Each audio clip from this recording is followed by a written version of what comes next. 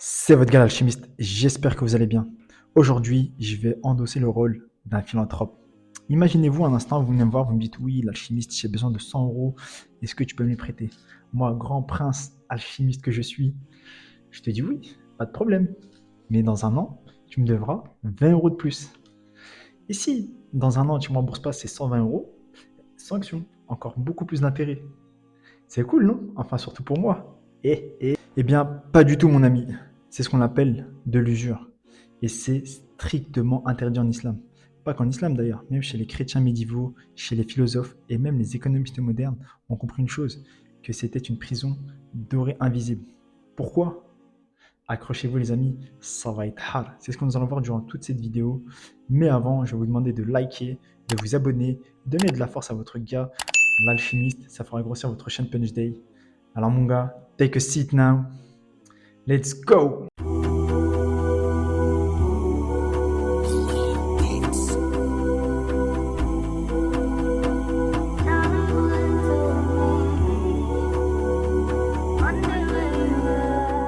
Déjà, il faut savoir qu'en islam, Allah, Dieu, ne jure que par une chose. El-Asr, le temps. Il ne jure pas sur l'or, ni sur la richesse, ni sur l'argent, mais bel et bien sur le temps. Et le problème du crédit usuраire, il est là, c'est que c'est le vol du temps, ou bien comme le qualifiait si bien saint Thomas d'Aquin, ce n'est tout autre que le commerce du temps. Déjà, je vais essayer de la façon la plus simple possible de vous expliquer, d'avoir ce moment de clarté que j'ai eu à travers toutes mes recherches, mes vidéos que j'ai pu regarder sur ce que c'était le crédit usuraire et qu'est-ce que l'on faisait réellement au moment de contracter ce crédit. Déjà, je préfère le prévenir, je ne suis pas un économiste, je suis trop honnête pour ça. Je rigole. Voilà, donc je ne suis pas un économiste, juste un humain comme vous qui s'intéresse sur le système dans lequel on vit. Bref, ce que l'on fait réellement, c'est d'acheter un truc avec du temps de travail que l'on n'a pas encore fourni envers son patron. Et pire, le pire, non, c'est vraiment des escrocs. Le pire dans tout ça, c'est que si tu mets du temps à rembourser, ce temps va te coûter encore plus cher. Vous voyez pas un peu la dinguerie? Ah, c'est fort, c'est fort. Honnêtement, faut le reconnaître. Et maintenant, devine quoi? Ce concept ne date pas d'hier, mon ami. Il existe depuis des siècles, depuis le Moyen Âge. Même saint Thomas d'Aquin le disait. C'était déjà une escroquerie. Et qui est ce saint Thomas d'Aquin? C'était un philosophe chrétien, un grand penseur. Et il disait un truc super intéressant, je l'ai noté et je vais vous citer. Exiger un intérêt sur un prêt, c'est vendre ce qui ne nous appartient pas. Mais au juste, qu'est-ce que ça veut dire, ce que je viens de vous citer? De l'argent ne peut pas engendrer de l'argent seul. Ce billet de banque ne peut pas reproduire un autre billet de banque. C'est un outil d'échange, pas une marchandise en soi, rien d'autre. Il disait aussi que l'usure était moralement injuste. Je m'explique. Une maman pauvre, isolée, est obligée de s'endetter, d'emprunter, faire du Cofidis ou du CTLM à 10 ou 12% en crédit à la consommation pour acheter des fournitures scolaires à ses enfants, alors qu'un riche n'a pas besoin de s'endetter ni emprunter. Finalement, on voit que ce sont les personnes les plus précaires qui sont piégées par la dette, par cette prison dorée invisible.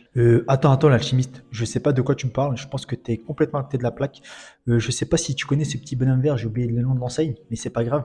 Ils m'ont même pas demandé les 3 fiches de paye qui m'ont accordé l'iPhone 16 Max. J'avais pas les moyens et j'ai pu l'acheter. Je sais pas de quoi tu me parles, mais je les trouve archi cool, mec. Bernardo, comment tu vas? Tu crois que tu as acheté un iPhone 16? Oui, mais pas que.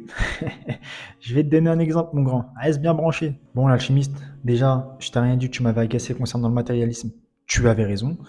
Aujourd'hui, tu vas pas me priver de m'acheter l'iPhone 16 alors que j'ai pas les moyens. Regarde, tu as contracté un crédit 2000 euros pour t'acheter ton iPhone 16 Max. On est d'accord. La banque te dit, tranquille Bernardo, tu payes seulement que 50 euros par mois. C'est échelonné sur un nombre de mois avec quoi vous êtes mis d'accord. Pas de problème. Tu te munis de ta calculatrice et tu regardes combien t'aura coûté cet iPhone 16 Max. Au final, tu verras que c'était pas une belle affaire et plutôt ils t'ont dérobé 500 ou 600 euros de plus. Cet iPhone 16 Max t'aura coûté 1500 ou plus. Et le pire, c'est que ce système-là est conçu pour que tu sois toujours endetté en train de payer quelque chose. C'est un piège volontaire, mon ami. Attends, l'alchimiste. T'es en train de me dire que j'aurais à la fin payé mon iPhone 500 ou 600 euros de plus? Mais quelle arnaque! Et le pire, c'est que je suis dans une prison dorée invisible. Ah là là, l'alchimiste, la prochaine fois, je te solliciterai avant de faire quoi que ce soit. Exactement, mon cher Bernard. Le crédit, c'est une chaîne en or. Ça brille, mais t'es attaché, mon gars.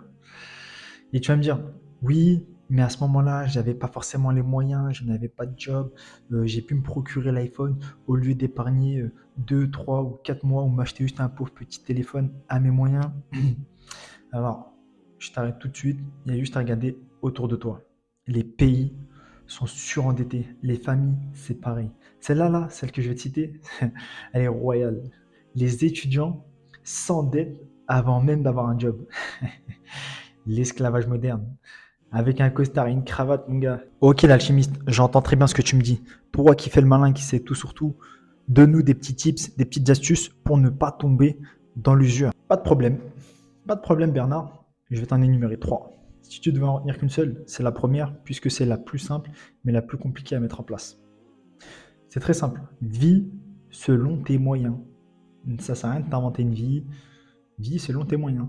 Ne tombe pas dans le paraître, dans le matu vu ou dans les choses Instagrammables. Déjà, de un, tu te colles une étiquette sur le front pour sortir de ça. C'est mort. La deuxième, c'est que tu n'existes pas à travers ce que tu as, mais à travers ce que tu es déjà. Et puis, si tu n'as pas les moyens de t'acheter cette chose-là, pose-toi la question, est-ce que tu en as réellement besoin?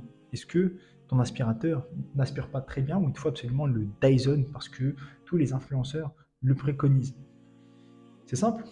Et imaginons, donc là on est sur la deuxième solution, tu as besoin de plus d'argent pour subvenir à tes besoins ou à tes petits kiffs personnels et que ton salaire actuel ou tes revenus actuels ne te suffisent plus, eh bien pense à d'autres solutions alternatives comme un financement participatif ou bien une entraide ou ce qu'ils appellent les Chinois une tontine. Bon, chez eux c'est très culturel. Quelqu'un qui ne rembourse pas sa dette n'est vu comme un moins que rien. Donc les personnes successful de leur communauté prêtent aux petits pour qu'à la fin ils puissent grandir. C'est d'ailleurs pour ça que vous voyez beaucoup de Chinois dans les quartiers huppés de Paris ou n'importe où d'ailleurs, avec des business valant des 300-400 000 E, alors que les gars n'ont pas les moyens. Mais voilà, ils ont fait appel à ce qu'on appelle une tontine, c'est-à-dire qu'ils prêtent sans intérêt. Mais en Occident, c'est très compliqué à mettre en place. Ou dans les pays d'Europe, d'ailleurs, du Maghreb, pardon, excusez-moi. Au contraire, chez nous, c'est plus tu mets une carotte à quelqu'un, plus tu es vu comme un champion. Vous savez, celle-là, hein, je ne vais pas aller rentrer plus dans les débats, mais c'est quelque chose qu'il faut dire. Au début, quand tu as besoin, tu fais les yeux doux, tu es mignon, t'es limite, tu lâches ta petite larmichette. Mais quand il s'agit de rembourser, tu es là, tu bombes le torse. Vous la connaissez celle-là ou pas? Mais enfin bref, lancer un business halal aussi, que ça soit licite aux yeux de la loi et aux yeux de Dieu. Enfin bref, vous avez maintes et maintes solutions à votre disposition. Et la troisième est de comprendre, d'assimiler très vite que sortir du piège de la dette fera de vous une personne libre et aussi un meilleur confort mental. Parce que croyez-moi, je ne connais pas pire qu'une personne qui a une dette envers une autre personne. Ça lui trotte constamment dans la tête. Tu ne peux pas dormir tranquille sur tes deux oreilles. Ok l'alchimiste, je vais suivre ton conseil. Plus jamais de crédit. Ce que tu viens de dire là, j'ai eu un flashback lorsque je devais payer ma dette. Ça a trotté constamment dans ma tête. Et depuis que je ne le suis plus, je me sens libre. Donc, merci pour cette valeur que tu m'as ajoutée. Je vais lâcher mon plus beau like, je vais partager et je vais m'abonner aussi. Bonne résolution, Bernard. Mais tu as quand même payé ton iPhone 1500 et 1600 euros. Alors, profite bien du statut social qu'il te procure. Parce que lui, ton compte en banque, le sait, hein, il s'est fait saigner, mon gars. Les gars, l'usure, ce n'est pas qu'une histoire de religion. Et je pèse mes mots sur ce que je vais dire. C'est littéralement une machine à broyer des vies.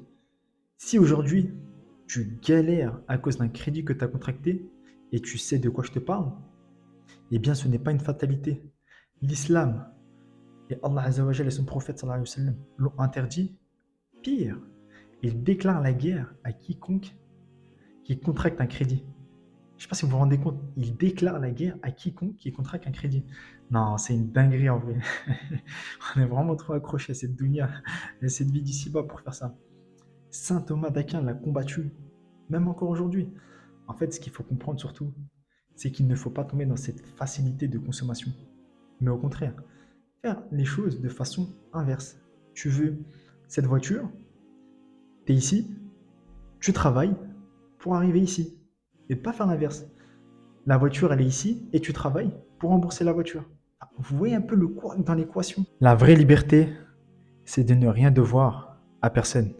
Ça, c'est une richesse que personne, mais jamais personne ne pourra t'enlever.